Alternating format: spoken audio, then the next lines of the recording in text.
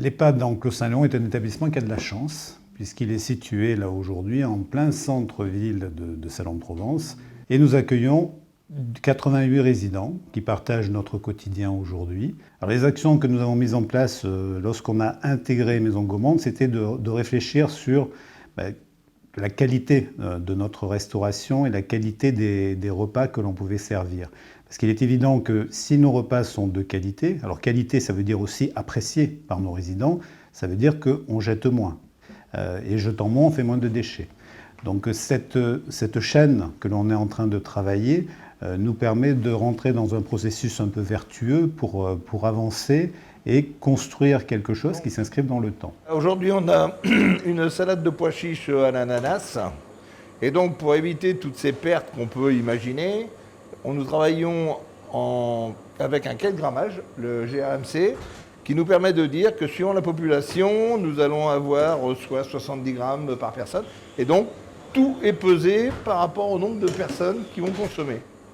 On pèse pour ne pas avoir de pertes, car aujourd'hui, nous sommes une micro-cuisine centrale où on fabrique pour plusieurs établissements. Donc, on a des cahiers de grammage différents puisqu'on travaille sur plusieurs populations. Donc, d'où l'intérêt de faire une feuille de production avec la base de produits finis. À Clos-Saint-Léon, on travaille avec des produits locaux, donc notamment le riz de Camargue, qui est un riz IGP, qui vient de l'entreprise Benoît Riz de Canavert. On travaille également avec des producteurs partenaires.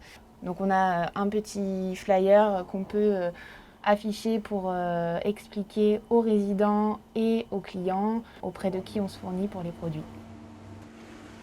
On travaille sur évidemment tout ce qui permet pour les résidents d'avoir une approche du repas qui soit un moment agréable, festif et qui donne envie.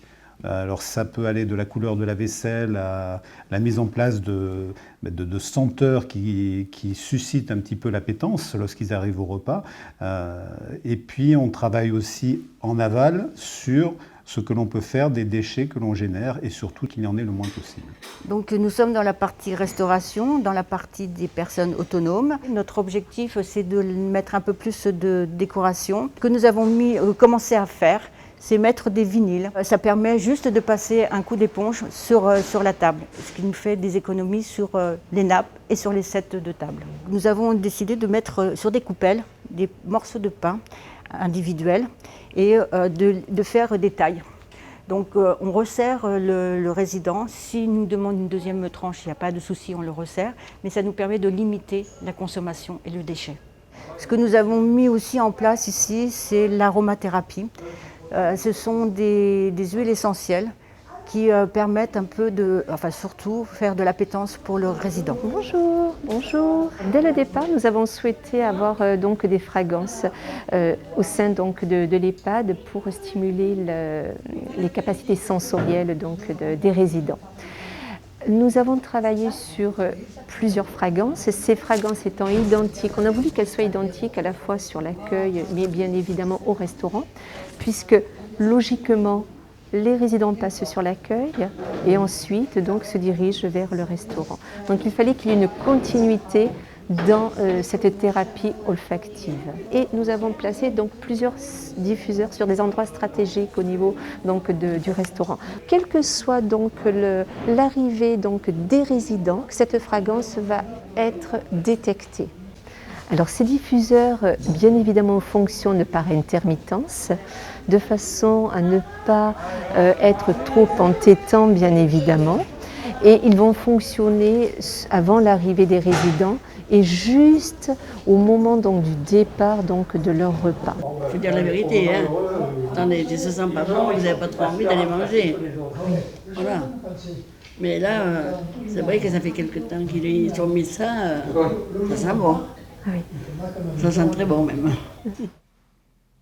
Il a été démontré qu'une personne qui n'a plus d'odeur, qui n'a plus la capacité donc, à authentifier donc, certaines fragrances, conserve néanmoins la capacité à générer des effets par rapport à cette fragrance.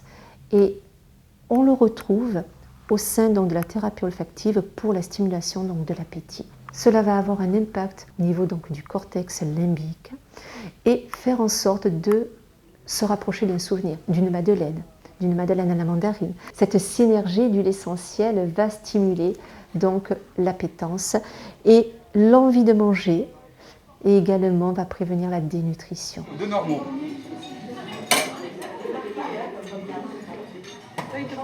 Oh,